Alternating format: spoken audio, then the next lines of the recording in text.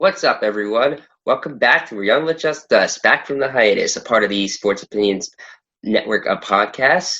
Episode 13 features my good friend Spano, and we talk about Naevok Saga, his new comic book that we talked about a couple months ago. We talk about a refresher of what it's about, where you can get it, and what he's learned from creating it. From there, we talk about various issues in the comic industry right now, such as the sexual abuse scandal and the distribution wars going on right now with DC and Diamond. From there, we talk about what we've been reading during this quarantine and what's caught our eye.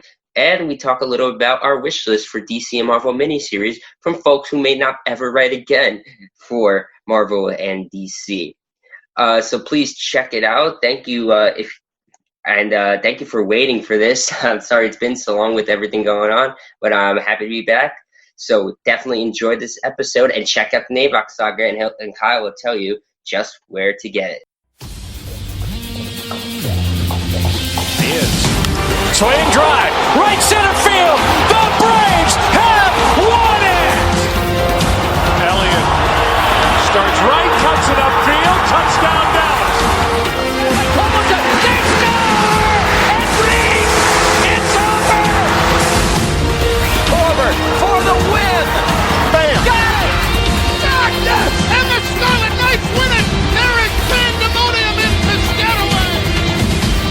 Hello, everybody. Finally back. It's been almost 3 months now, but it's finally episode 13 of We're Young with Just Us, of course, part of the Sports Opinions Podcast Network. And, of course, welcome back, Kyle Spano, and it's finally out. He is the writer of Naevok Saga. #1 is out across central Jersey and places.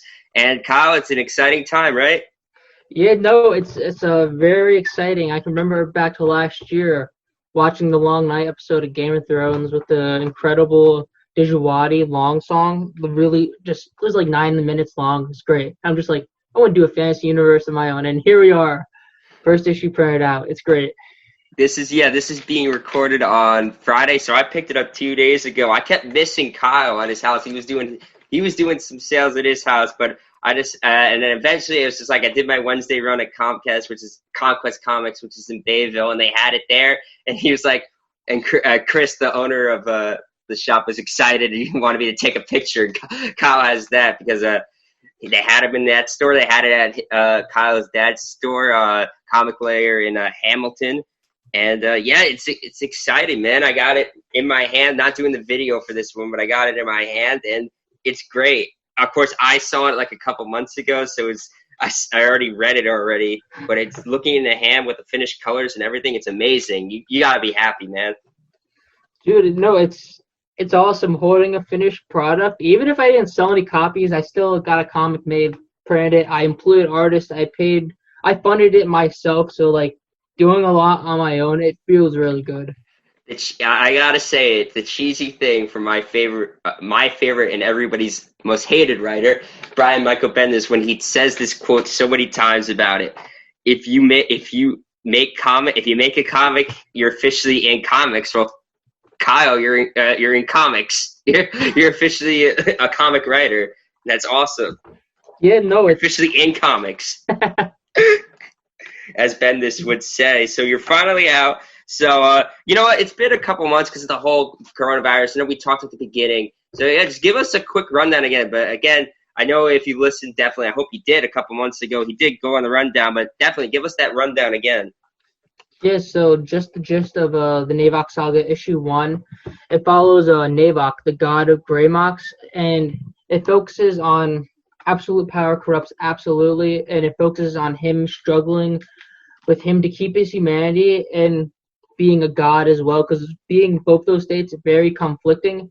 And issue 1 takes place at where the story right around ends, and after issue 1, it goes to the beginning of his saga, and we see him when he was once a man.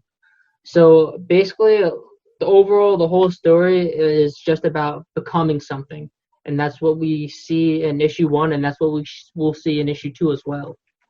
I mean, I love looking at this again because I saw you gotta look through it again because I just remember seeing it through the different stages. I love it, and then the War, Death, Chaos page is amazing, and I think honestly my favorite art, and I think is the tease for the next issue. It's beautiful in the back. If you when you pick this up and you get through it and you get a little awesome treat in the back and getting a peek of that second issue, that makes you want to come back because that art is amazing. And definitely, I believe that Angel did a great job. If I believe, Angel. I wanted to make sure I got it right. Yeah, Angel did the main art. Dan did the cover, and then Chris Roses. I'm probably butchering Chris's name wrong. I'm sorry, Chris.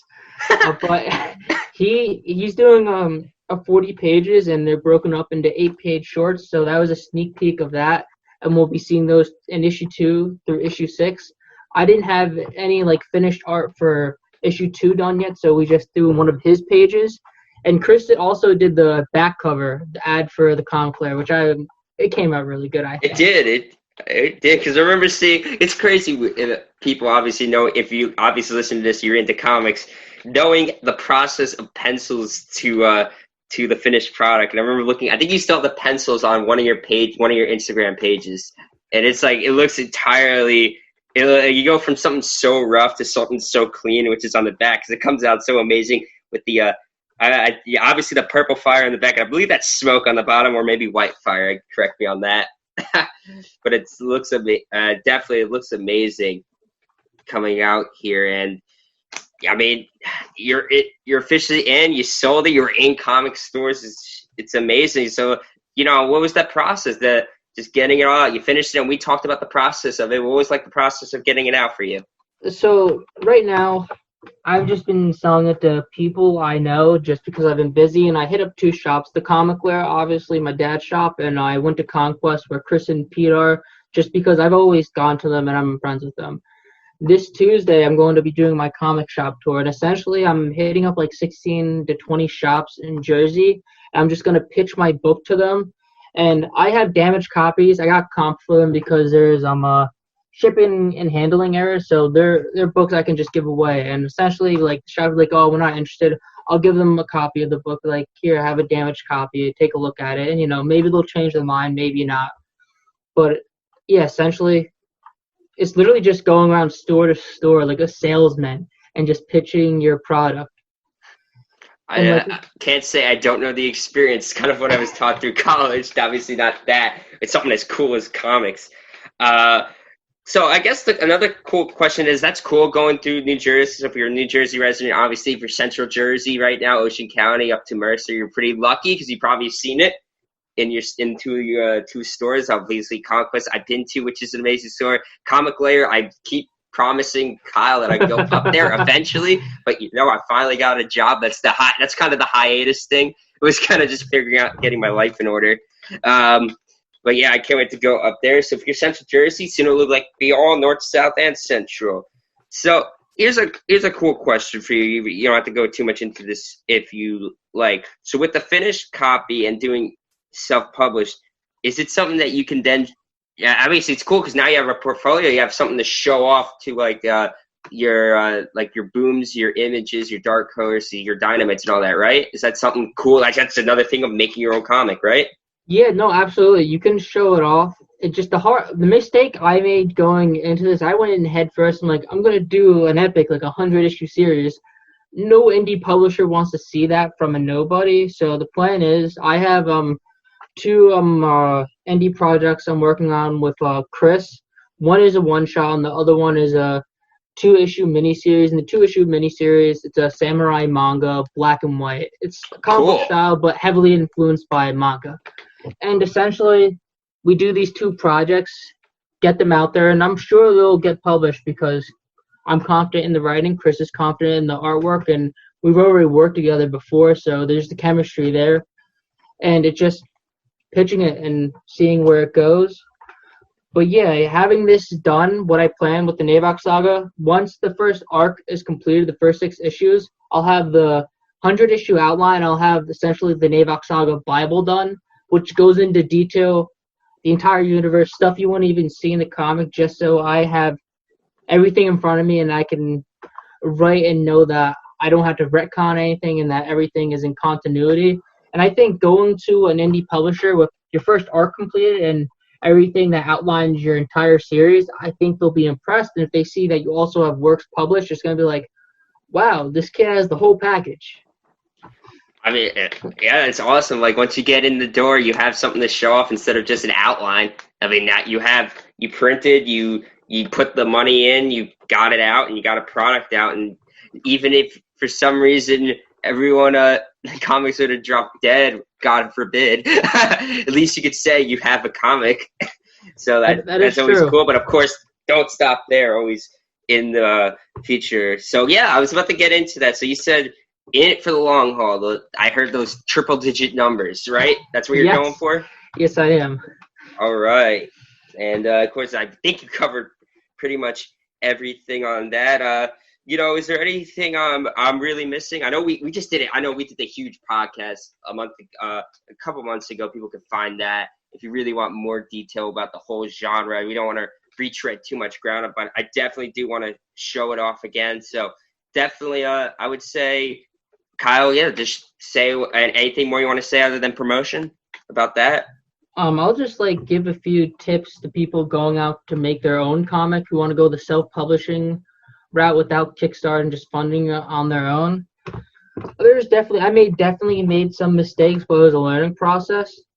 Lettering is probably the most important part in any indie book, and with your fonts, legibility is more important than aesthetics. And sometimes if you want to do something crazy that works with the story, I say go for it, but make sure your font is at least a 10 point. And some fonts you might have to do 11 point because they're smaller, but 10 to 11, that's a good place to be. And we had some formatting issues because we had to change printers, and we learned. Some of the fonts and some of the lettering came out a little small, but it's all legible, and it is what it is. And then one thing is I didn't think about is throwing a barcode up on the book. But since it's just self-publishing, owners of comic shops, they're not going to really hassle you, and it's not going to make or break it. But if you're getting published and there isn't one, they're probably not going to get the book, or it might influence them to buy lesser copies, because say they buy 10 copies of a book that doesn't have a barcode, that's 10 copies they have to manually track. They can't put it into their system. So if you go to any bigger stores, you definitely want to have barcodes on them. And yeah, those are just some things I learned along the way. And you'll learn a lot more. It's just, and that, number one, that's just life and getting into any profession. Number two, that's just what every comic creator has ever said ever. Is just they've learned along the way. Art's gonna get better as it goes along. So will definitely the writing, and it just keeps evolving over time. And it definitely will be fun to watch. One more thing I have to say, which I did forget about this, bringing this up, was your note in the back. You and Angel had your notes in the back, and I had to say, it's awesome. It's awesome and kind of cute to see you still say "Mr." for our teachers' names. I brought that up. I had to bring it up. I don't know. I still talk to some of my teachers from high school still, and I've shown them stuff from the comic. I even sold some issues to them. But it's just I don't know. I couldn't. It would just be weird to call them by their first name. I know some people do, but it's just I don't know. It would just feel weird. That's all. No. I just think it's cool. I know Mr. De Silva, who's I didn't have him. Zach, my brother, had him, and Mr. Ecker I did have for an intro class for video, but I was obviously the least creative of the three of my siblings. I just took the intro class. So, all right, we'll definitely come back to that at the end. It's pretty much all I had. Of course, I'll link when I post this again, I'll link the previous episode to get you all caught up. If you want more soul, this is all a lot of fantasy inspired by, of course, as it says in the back, the works of Neil Gaiman, the works of Garth Ennis, Kyle's favorite, which we went into on the last episode. Of course, he said it, Game of Thrones. He hinted at Skyrim, which, of course, the world of Elder Scrolls. And it's just, if you love fantasy, you love all of that, you loved Game of Thrones before it disappointed everyone, definitely check it out. And especially, and he's coming around to your comic store. So living in New Jersey, definitely check it out. So that's the Naevok Saga. We'll definitely come back to that in the end.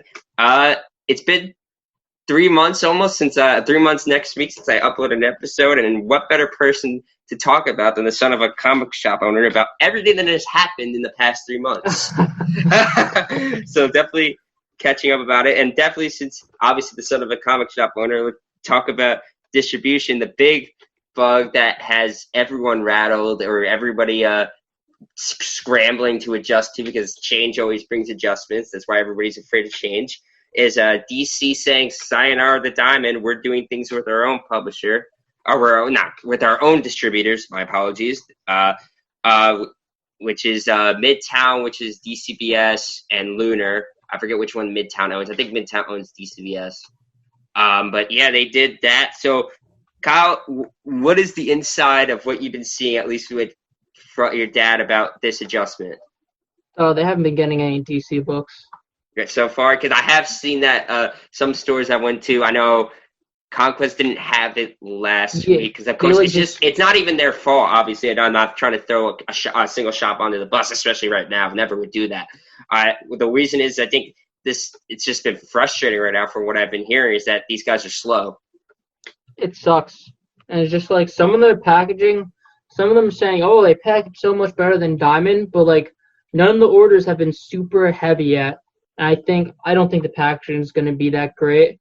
And when you get damaged books from distributors who are supposed to be better than Diamond, it's going to be a big problem. The thing with Diamond is, you're going to get like screwed over, bent over. You're just going to get abused. It's expected. But with the new distributors, that wasn't expected. So it's just like hitting them harder. And the fact that you put your order in for books and you don't get your books, it sucks. That's honestly what it is. Especially that we have the death metal event going on and the Joker War event going on, and you're just like getting shorted on books, and then like you have stuff that you'll get your stuff maybe later, and then it's like a shop can't buy stuff properly if their books are gonna come in late, because everyone's just gonna be like, oh, I'll go somewhere else and get it. Some people will wait, but like that's not everybody.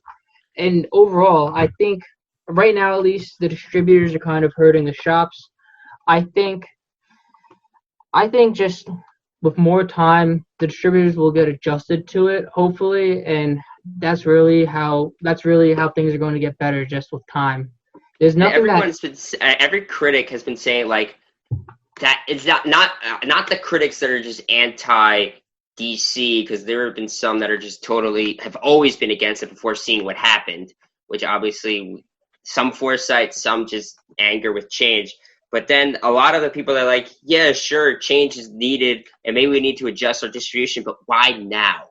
That's been the question. Like, everyone's shops have been open, because like Conquest itself was open. I know your dad was doing some good, had some steady, obviously not the best business during the time, but Conquest didn't open fully until a couple weeks ago, like the most of the New Jersey stores, and stores closed around the country. Like, why now?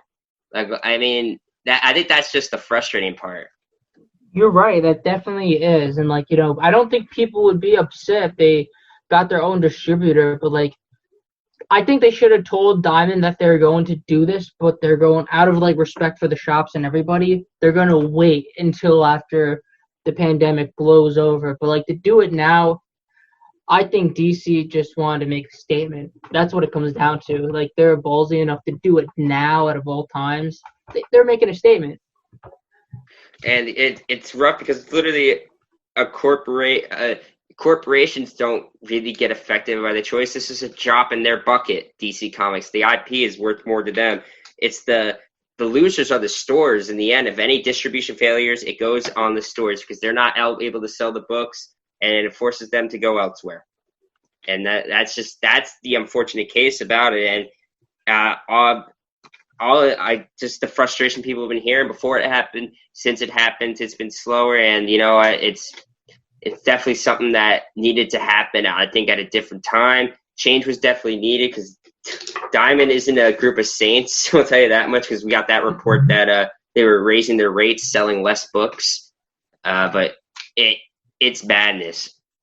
It sucks for the shops, especially the ones that are just open and the ones that are still closed. I mean, it's just poor timing for everyone involved. I don't see why maybe this was the right. I feel like this definitely might not have been the right time, and not necessarily. I don't necessarily think it's a bad move. It's just definitely the timing right now. So, any last thoughts on that? Yeah, I mean, I think that it will affect DC because what happens when you don't have any comic shops to put your books out into? You could say, oh, we'll go to Walmart and stuff. See how someone that's not a comic shop will handle your books. I buy the Allegiance art books that get put out to Walmart. The first set of books, they put stickers on them. They put stickers on a comic book, a floppy. They're putting stickers on them, just straight up on the book. And you know, you I've can't been take it seeing off. those videos, like, I've been seeing posting videos, comments on Reddit. It's like, oh, here's a video for how to get that off. Oh But no, yeah, it's like, I you did can't take see that those. off. Those videos, you're damaging the book. You're damaging the book if you take those off. It may not look like you're damaging it, but you're leaving residue, which will, if you send it in to get graded, if you are, I don't know why you're getting one of those books graded, but like that will affect your grade. It's leaving residue on it, and it's a part of the book. If you sent that in, they consider the tag a part of the book because that's how it came. And Walmart apologized. The second set of books, still the same thing. I'm just like, you kidding me? Like It's an evolving market. Of a lot of times they're gonna force it to handle, but they're just it's ever changing. Because I think I saw like the Walmart stuff, but I think the release charts, they said the big two did not have the most percentage of the revenues through all comic material sold. It was the book companies, and it's the direction it will go, and we'll see what happens. Everything going up, I never want to see stores put out of business, but it's the direction it's going, and it's going to be frightening and obviously curious and frightening to see where it goes, because that really shocked me what I saw. So. All right, moving on. Could go on that forever. Just a little comment on I guess another thing that happened in the past couple of months was the revelations on Warren Ellis. I know we talked before. You didn't really know who Cameron Stewart is in his situation too much. I kind of gave you a little rundown, but for people that don't know, we had women speak out against him for grooming and dating underage women. I think 16 was as low as it got, but obviously very, very much in the wrong, and he was wrongfully grooming women using his power. And the situation familiar with Warren Ellis, where he was using his status to groom women and use that and then try to have sex with them through his, I guess, position, and then when they wouldn't, he would ghost them and apparently ruin their reputation in the industry, which has pretty much gotten him on the blacklist for doing that wrong. I think some other names, Scott Lobdell, after finally years of allegations, is ending Red Hood and the Outlaws. He's leaving that because I'm pretty sure DC doesn't want anything to do with him because the voices keep getting loud and louder. But I don't really want to throw accusations around, but a lot of it seems like DC has been mishandling this for years. And obviously you knew about the Warren Ellis. We talked about it, I think, a month ago when it happened. Just your thoughts first off about it. I mean, yeah, what he did, it's objectively wrong. It's a fact. It's wrong, but like, to me, I'll still read his stuff. It doesn't make his work any worse or any better. He still objectively put out a lot of good comics, a lot of good films. So like, to me, it doesn't affect his work. When I buy a comic, I'm not necessarily buying it because of the artist or the writer. I'm buying it because I like good artwork. I like good stories. So like, if I'm buying back issues of his and it's like, oh, he wrote this, I'm not gonna be like that. I'll still buy it. But like, absolutely, what he did was wrong. I'm trying to think of the actor who I guess it was like a couple years ago. He did the movie American Beauty. Kevin Spacey. Oh, yeah. Oh, yeah. That's like the last thing I think of him from. I don't think I've heard of that one. I know from a lot of things else. When everything came out about him, I finished watching American Beauty that day. It was so ironic because just that movie. But that's actually my thing with Warren Ellis, because I just wrote up the piece because I read The Authority and Planetary, which were amazing. And then I wrote that piece off about his commentary on the end of the 20th century, and then it was like less than a month later it happened. So yeah, I was in that boat, and it was like, oh my goodness, like this dude I was just praising for his creativity, which you can't take away his themes and everything, but it's just the people I feel bad for the most, because I think I saw people commenting on the Reddit about it, is like, because they were talking about, I guess, the upcoming Planetary collection that's coming out. I feel bad for like John Cassaday, the guys. He was obviously the main artist for every issue of that. Brian Hitch on the Authority, just that people he worked with, who like if you stop buying, it's obviously you stop buying and stop collecting his work. You stop collecting the artwork of John Cassaday and the artwork of Brian Hitch and Derek Robertson, Transmetropolitan, and I feel bad for them the most because their work is affected by just a downright prick of a human being who just didn't want to, who just had no respect for people. That's what I feel bad for. Obviously, of course, okay, let me take that back. I feel bad most for obviously in the situation, obviously, I didn't want to say it was not he's obviously, I feel bad for the women the most. I'm talking about in contrary to the work. The women are the most, of course, the fact that people that were trying to get into comics were abused and basically used for sex. Is just terrible in the first place. I think we definitely need more voices in the comic industry, and nobody should be forced away because of assholes. And but in terms of the work itself, yeah, the people that he worked with now are also ham-fisted because the guy's just a jackass and mistreats people. So clarifying that, yeah, it's the truth, man. It's unfortunate. The worst thing of all this is like comics is in a whirlwind right now, and it's just we're getting, I mean, obviously it's a reflection of the world. Comics reflect the world. Yeah, no, I agree with you. It's definitely terrible what Warren Ellis has done, and like you can't take away that he was a great writer, really creative, and that's just like how I look at it when I read his work. I'm like, yeah, that dude sucked, but hey, he still put out good work, and just like that's just a lot of things when you look back on history of stuff. It turns out a lot of these people were bad, but a lot of stuff they put out, it was objectively good, and I don't think you can take that away from them. I think the best we can do now is just if nothing with him forward, and obviously he's not going to be working in comics again, which is kind of the right thing because he has to be. There's consequences for your actions. The best thing to do is just if you see something with him now, you just don't purchase it. Obviously, I just think you can't do that, and I think personally going too far, the industry has to change. Where we're obviously with like I've mentioned Scott Lobdell, his rumors have been there for years. I think Ellis was like not really. I don't think anybody. I might say nobody knew about that. Actually, I never seen that pop up. Lobdell and Cameron Stewart, which has been I guess everybody knew about that for a while. I think people need to come forward a lot more, and the industry needs to be upheld. We need to have some better standards with people, especially with women who are trying to get into the industry, which is, it's a hard industry to break into. This, you're making comics. It's not the easiest thing to do. Nobody should be making it any harder for anybody else. Yeah, no, definitely. I agree with that. Yeah.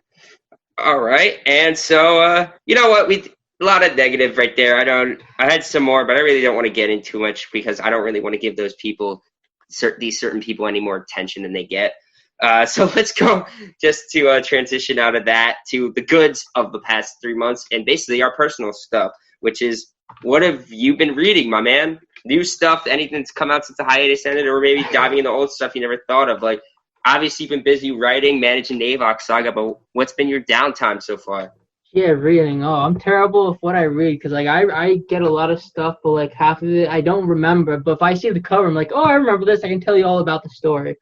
Recently, I've been reading a lot of stuff from Scout. Only stuff from Marvel that I read is Guardians of the Galaxy. I'm currently collecting Kate's run that he did before that.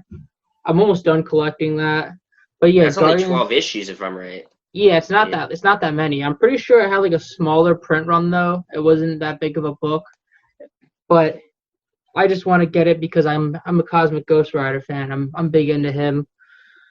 And what else? I've been reading Thor. I don't understand all the hype of Thor. Some of those books are going for crazy money, but it's just whatever. I'm enjoying it so far. I was like, obviously because of budgetary reasons, I decided, obviously I'm not going to go my full thing, but it's like if I'm not getting back into it because it's the only thing I've read for Donny Cates, so I'm not going to judge him on one thing I've read, but I just think I'm the lame comic reader. I'm not really the biggest on action. Like, if I were to put me down, I think the last thing, if I were to try to write action or describe action, I'd probably be the worst at it. Because I just don't really have a care for it. I think if I was a writer, it's like, hey artist, you make this look cool. We got to have a fight somewhere. People are going to get bored. Put that in. So I know a lot of action in there. It's just not my type. Of course, Cates is just amazing. I've heard his indie stuff is just fantastic, and the stuff at Marvel is like he's become a hit figure. But Thor didn't do it for me. I get it. His big stuff, like I think one of the big things that he did was the Thanos stuff, where he introduced Cosmic Ghost Rider, and then his Venom and Carnage stuff. That's hot right now. I'm reading all the Allegiance art stuff. So Nora's Saga, Base Reeves, Red Rooster, and the Futurists. Those have all been pretty good. I enjoy them. They have good artwork, good stories. And what else have I been reading? I'm looking through a pile right next to me. All right. My pile is I think my last poll with yours on top. I'm looking at what I got from on Wednesday. I'm reading The Last God, which is by Philip Kennedy Johnson. That's published by Black Label. I've heard mixed on that, yeah. But halfway through, it gets better. I've reread them, and it's just like, okay, this is building up. I like where it's going. It's good. I've been reading a lot of the Edgar Rice Burroughs universe comics, and essentially the intros to the novels, but I'm not going to read the novels. I'm enjoying the comics, though. I've been reading everything that the Black Label puts out for the Sandman universe. They switched writers on Books of Magic, which was weird for the first issue where they changed writers, but now it's getting along, and the writer's finding his... Is that the one with G. Willow Wilson on it? Or is that a different one? I think she's about to start a Dreaming book. I don't know. Cat Howard's originally wrote it, and then it switched to someone else. I forget who it is. It's a guy now. I forget his name. But I read Hellblazer, which I really enjoy. I've also started collecting the 300 some odd run of the original Hellblazer. I'm pretty sure I have majority of Ennis's run on there. He had a really long run on that book. I've been reading a lot of Scout comics. I have Northbend, which has been a pretty cool series.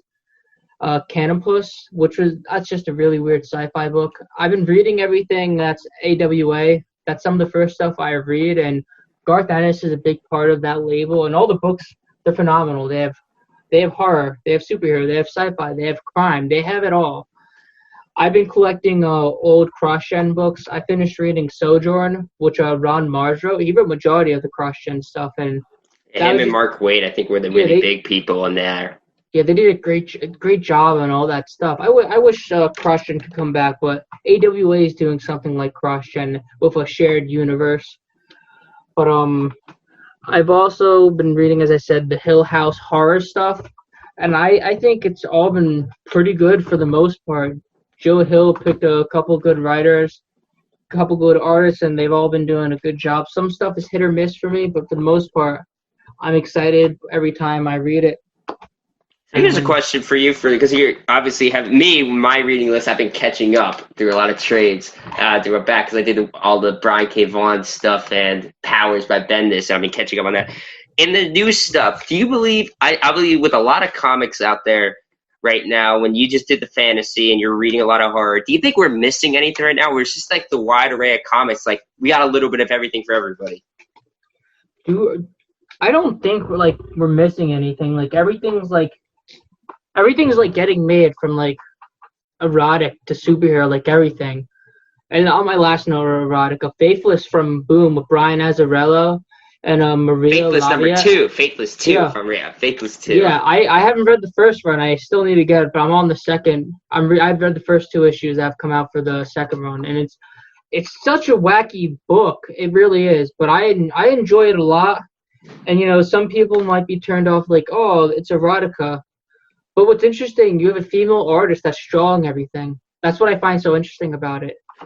Speaking of erotica, I'll give a shout out to Tim Seeley and Sarah B. I sent you this. You know what I'm talking about. I know what you're talking about. I know Sarah Betty. I'm sorry if I got her name wrong there, but the co-writers. But I need to find the final couple issues of that because I read the first one and I was dying and it was fantastic. Kyle, if you find that, it's from Vault. Vault has been putting out some good stuff. Oh, they put out good stuff. Yeah. I don't read much of their stuff, but they've been putting out good stuff. They're coming out with a samurai series that I'm gonna read. And Boom's coming out with the Keanu Reeves comic that he wrote with somebody. I'm gonna get that. Matt Kent. I think it's Matt Kent. That's gonna be good. Yeah, it looks like Keanu Reeves. So Hey, if we get more good. people, more people that are famous and have a great deal in comics, and that spread the word, man. Get more people into the genre, man. There's everything for everyone. Yeah, it's interesting that he's going through Boom, not like a Marvel or DC. So it's interesting that he's choosing to go the indie route. Hey, man, you know what? Good for him, because he has all control over him, and Matt will have all control over that. So that's the thing with Boom, Boom, Image, all those guys, IDW. I know IDW does a lot of licensing, I think, but I think Hill House was IDW. Or not Hill House, that's his genre now, but Lock and Key. Sorry, Lock and Key was IDW. Speaking of Lock and Key, Black Label is doing a Sandman Universe and Lock and Key crossover miniseries. I'm excited for that. And then speaking of Sandman Universe, I'm reading Alienated by Simon Spurrier, and I've been enjoying that a lot. That's also by Boom. It's hit and miss for some people, and I've also started collecting Something Is Killing the Children. I got a number 1. I got before the price went insane. I just need to get a number 6. Wait, you say number 1's insane? Yeah, the price. How much you want mine for, huh? No, that's kind of what I commented on it. It was, or maybe I commented on, I'm not sure. It's like, I think that's when I knew the horror genre wasn't for me, because I think it was like, I was reading, it was obviously, and hearing everybody rave about it, I guess, is like, it was like all right to me, but I guess it's just I'm not really intrigued by horror. But I've been hearing great. Everybody loves it, and I mean the art was great. I love just the character work and all that. It's really good, but it just obviously when the budget, it was like I had to cut it, but it just wasn't interesting me too much. That's when I figured out I didn't learn horror. But man, Tynan, he's killing it on that book. He's doing good. I'm also reading Wind by him. Wind, yeah. The artwork's a little too indie. Like, there's some things that could be done better in the book, but I'm interested to see where it goes because it is fantasy, and overall, I like what they're doing. I think they'll just get better as it goes on. And then I have all 5 issues of Folklords. I have literally a long box that's like halfway filled of stuff that I'm taking back to college, and then I have books next to it that I need to complete. Like, I need issue number 4 for the original Punisher 2099 series, and that's complete. I need a couple issues for Star Wars Knights of the Old Republic, and that's complete. And recently, in like an eBay lot, I got a bunch of Jason Aaron books. I have which ones? I have Men of Wrath. I have the first run of The Goddamned, because I picked up the second run because it seemed interesting. It's based on events in the Bible, and it's just like his own take on them. And I'm like, hey, this seems like pretty cool. A lot of violence, a lot of swearing, nudity. What more could you want? Yeah. That's it. That's all you need for a good book. I know the 2 ones are Scalped and Southern Bastards in there. Yeah, I have Southern Bastards. I have like the first 16 issues, so I just need to get the last 4. And like, I heard good things about Southern Bastards. I know it didn't sell too well, but it won an Eisner.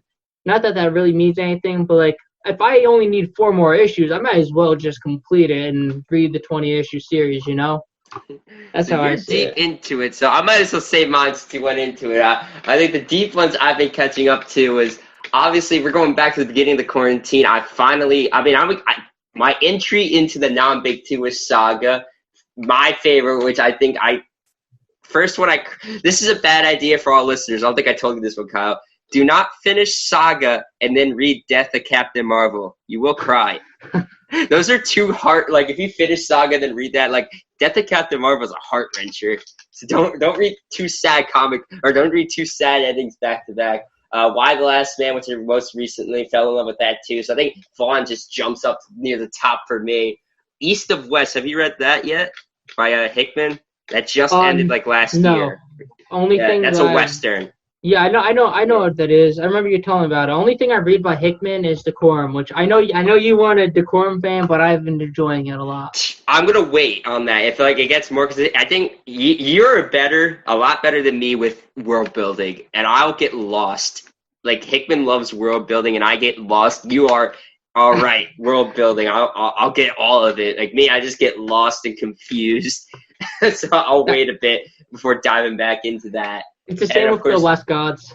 yes, oh yeah, the Last Gods. I heard you told me about that. And of course, the other thing was I still most recently is We Stand on Guard because it's Brian K. Vaughan, the 6-issue Canada, U.S. invading Canada story from a couple years ago, which is very too short, way too short. He didn't expand too much. And then Powers by Brian Michael Bendis, which you weren't a fan of the cartoony Michael Avon Oming art, but I love it. And in terms of the context, like there's Bendis for the big two, and then there's Bendis saying anything in the vocabulary, like in the sexual vocabulary in this book. It's very funny if you ever get a shot. And he's coming out with another one. Him and Mike are coming out with another one. The final Powers book, probably. I think it's the final Powers book in September. It's going to be original graphic novel form. That's mine. So I've been catching up. You've been going straight forward. So I'm catching up slowly but surely while getting floppies at the comic book store. For that, like Adventure Man, I tried. Get the Quorum, I tried. Adventure Man, I'll probably get back to immediately. That's by Fraction and Dodson, the Dodsons from Image, which definitely intriguing. But I'll wait on that. I'll probably collect that later. But other than that, Strange Adventures. I'm glad that started up. I can't believe the 3-month wait. I know you weren't a fan, or you didn't read. Didn't read Mr. Miracle and them, but that was like everyone was raving about it. This is like the way comics should be now. Big two, give them a bunch of mini and maxi series and let them run wild with it. Which is why Mr. Miracle and now Strange Adventures is awesome. Which is our segue. I could segue. I finally segued pretty good. It's been all over the place. So Kyle, we're not going to see Rick Remender or Matt Fraction be doing a lot of big stuff. Guys like that at Marvel and DC again. But what if we did? So let's just to end it with a little, because I haven't done a mini game since the really or what ifs or mini games since the first couple of episodes. Let's do one now to close it out before we shove Naevok Saga back in your face and tell you where to buy it again. I'll start you off. Is there any I know you have your big two writers, and we'll start off with either of them. Is there something you're like, damn, if I got a DC Black Label maxi or a Marvel out of continuity mini or maxi, and you would want this so much, it would be like a dream come true to see it on the shelves? It would have to be a collaboration between Garth Ennis and Neil Gaiman, and it's essentially a Preacher meets the Sandman. I feel like oh my it would be really cool because that would be just everyone would explode for that. Because both of those guys, they're crazy good writers, and they do whatever they want. Preacher has a lot to do with religion, and so does the Sandman, and just seeing how they would interact, that'd be pretty cool. Like seeing Jesse use the voice of God Exodus on the Sandman, that'd be so sick. Oh my god, that'd be awesome. That'd be Is cool 12 issues enough for that, or is 6 or 12 issues enough for that? I could see it 12 issues, 6 issues, really, however long they want to go on with it. All right. Well, here's another one for you since you're a newer guy. Before I do try to give mine, because I'm not. I think I could give it a shot, but not as much as you. Donny Cates obviously has not been to DC yet. If he could do a Black Label, what would you see him do? Whether it be any Vertigo, any of the Vertigo, obviously Sandman properties, or DC regular. If you were to see him try, give it a shot at something, what would you like? Honestly, I'd really like to see Donny Cates write something for the Sandman universe, because he wrote Silver Surfer Black, which really the Silver Surfer Black did not feel like any Marvel or superhero book. It would kind of remind me of Sandman, just of how it was written. I'd like to see him do Sandman, because he would just go out there with it. He'd do something cool, something different. I mean, so I love to give it a shot. Since another thing in my quarantine reads that I read all in one night and it made me sad in one night and happy one night was Spider-Man Life Story by Chip Zdarsky, which is probably, obviously everyone said the best Spider-Man story of last year. It was 6 issues going through every decade, advancing through his Peter Parker's life to from the 1960s to 2010 if he lived in real life. And I think I would love to see him try that. I think honestly, Chip Zdarsky on anything for me would probably work. But I like to see him do it with more Marvel characters. I think we need more life stories. I think same with DC, just giving it a Superman shot that Zdarsky would do a mini series that would kill it. But I think we need a life story label with Zdarsky whenever he wants to do it. I think that book was so good. I want them to run that idea into the ground. Like Ultimate Spider-Man, Ultimate's good. Let's run Ultimate into the ground. I want to see them definitely like Captain America, Wolverine. Just definitely him. More of that idea. Not the best creative thing out of my mind, but that's definitely more I want to see.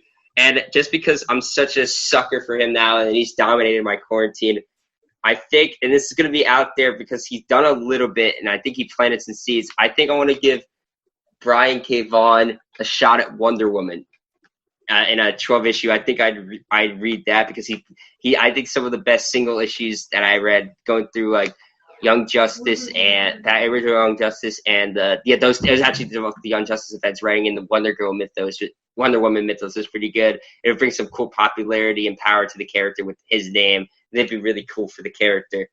So those are my two. Anything else on your front?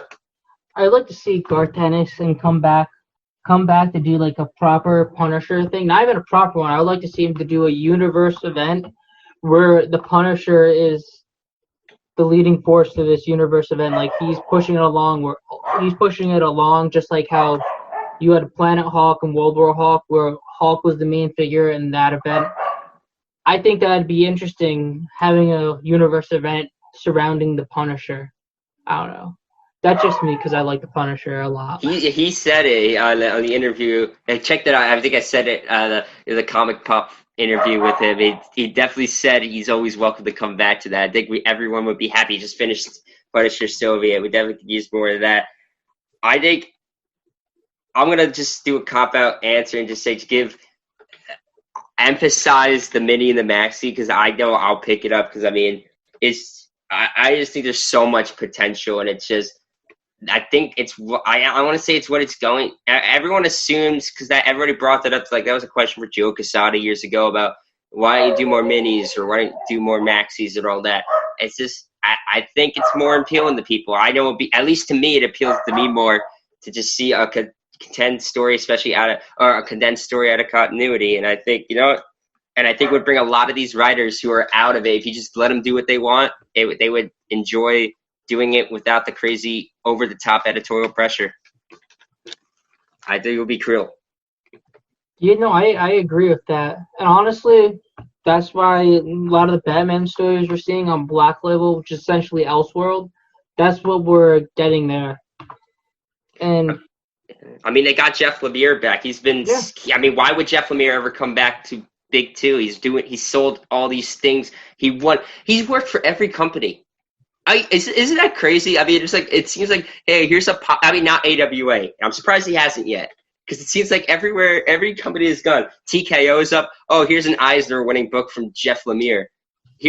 Look over there. There's another Eisner-nominated book from Jeff Lemire, and then he's still coming back and did Question and the Joker books and it's just that guy's insane. I mean, if he's coming back to do it and we could definitely be giving more creative control to out-of-continuity books to guys like Remender, Fraction, Ennis. I don't know what Neil Gaiman is. Neil Gaiman is just working on books now, right? He's having some of his novels like be transferred into comic book format. I'm not sure when was the last proper comic he's done, but for the most part, he's just working on novels. He's working on the Sandman TV show. Would it be 1602? Would it be that long ago? No, he did stuff. Maybe American Gods? I don't know, because they adapted that. Yeah, no, American Gods, he did that. He does do, okay, so the Sandman universe, he has a big part in that. Like, he picked all the artists, he picked all the writers, he picked everybody that's doing all those books, and he looks at them before they're published. So, yeah, here's my message to you, random DC or Marvel executive out there. Number one, actually hire me. number two, though, more minis, and let them go crazy with it. It'll be good or it won't be good, and the idea will crash or will be great. But I think it will be great, and you'll get some of these big names to come and just have some fun and sell you guys some books. That's all. That's what is Stan? That's all I gotta. No, oh god, edit that out. No, we'll leave that embarrassing. That's all I gotta say about that. That's all I got to say about that. All right, so we had some fun. We had some laughs. We had a good time. So let's end it with some self-promotion, Kyle. Do it again. You earned it, man. Just promote this book. Come on, man. The Naevok Saga issue 1 is out. You can find it at the Comic Lair, and you can find it at Conquest Comics. And to do you better, I will provide the addresses to these fine locations. Please do, and I'll link them too in physical description along with the audio. The Comic Lair is 1606 South Broad Street, Trenton, New Jersey. Trenton, Hamilton, it's really the same thing. But 1606 South Broad Street, that's where you can find the Naevok Saga. And you can also find it at Conquest Comics. Conquest Comics is at 659 Route 9, Bayville, New Jersey. You can find copies of the Naevok Saga there. And Tuesday, I will be doing my comic book shop tour, and if their shops are interested in selling the book, I will be posting it on my Instagram. And my Instagram to promote the book is Flammer Productions, where you can also find the addresses to these shops in their individual posts. Yeah, we'll definitely follow. And then if you want to reach the guy, and if they want to reach you, man, maybe they want to go straight to you. Yeah, you could. My Instagram is literally Naevok, Naevok, Naevok, all lowercase. And yeah, if you pick up a copy of the book, and you'll see the email that I have in there, Flammer Productions, Flammer FLOMBER. You can email that email and say you want to give me feedback or just like talk. Go for it, because I actually had someone who emailed me in like sort of fan mail, and they told me what they liked about the book, and they asked questions about certain things, and I'm just like, hey, that was pretty cool. But yeah, you can contact that email is flammerproductions@gmail.com. And he will let you email him about questions regarding the book and maybe anything else you like, right? Let's definitely have a letter columns, right? Yeah, right? I would like. Right? Yes, I would love to do a letter columns. It just comes down to page count and how much it will cost. Oh God, I'm sorry, listeners, if you're still here. I'm being over the top for no reason. I don't know why. I guess it's just the hiatus is over, and I'm trying to get back in the spirit of getting this going. I want to get this going again. So, but yeah, definitely check him out. But no letters come obviously yet. But definitely email him. Tell him how you feel about the book, and most importantly, pick it up. Naevok Saga issue 1 is out at Conquest Comics, Comic Lair. Reach out to Kyle individually at those emails, flammerproductions@gmail.com, or search Flammer Productions on both Twitter, Instagram, and Facebook. But Twitter, I shouldn't have said first because he's on there the least. Mainly Instagram and Facebook. But he will retweet you if you say something nice about him. Or true. Mean. Maybe he'll retweet it if you're mean to him. But don't be mean to him. Don't be mean to him. But thank you again, Kyle, very much. It's great to see just to see you create something, just to see the book in my hands, and the fact that your dream's starting to become true, man. Or it is true, you got a comic. That's more than a lot of people can say. That is true. Now I want 2 comics. Hey, soon you'll be. I want to be. Yeah. So thank you for listening to this over the top eccentric episode of Young With Just Us. Of course, you can follow.